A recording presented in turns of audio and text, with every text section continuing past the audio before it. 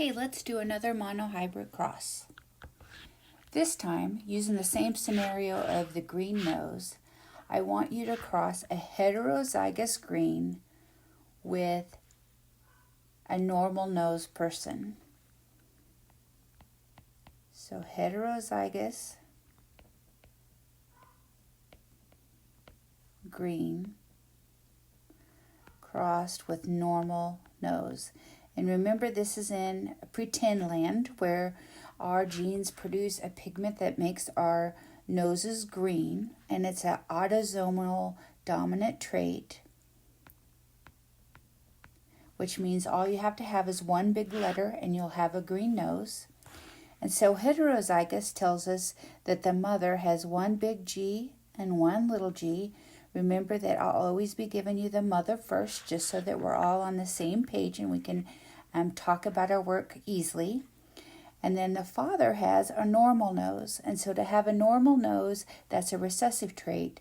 And so he has two little g's. And I didn't have to tell you homozygous or heterozygous, because normal nose can only be expressed with two little g's.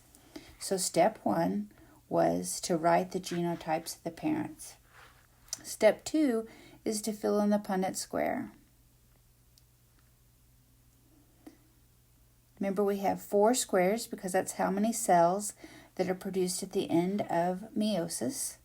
And so we put mom along the side and dad up here. And so mom is going to contribute the big G allele to these 2 gametes. She's going to contribute the little g to these 2 gametes. Dad is going to contribute the little g and a little g. And so now of the offspring, you have 4 possible combinations. And so that's step 2 is to fill in the Punnett square. Step 3 is to write the genotypes. And so I could write all 4 possibilities down here on the side. So if I start here, I have big G, little g, little g, little g, big G, little g, little g, little g. And so I need to combine the ones that are the same. And so that I end up with 2 big G, little g, 2 little g, little g.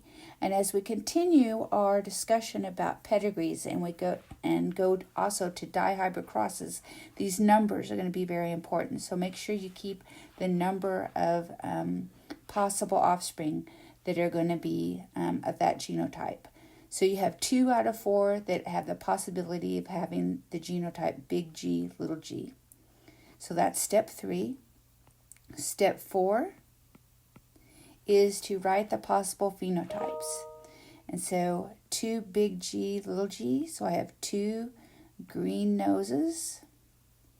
And then I have 2 normal noses.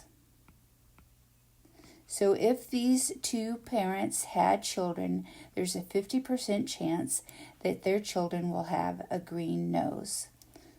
2 out of 4, 50% chance.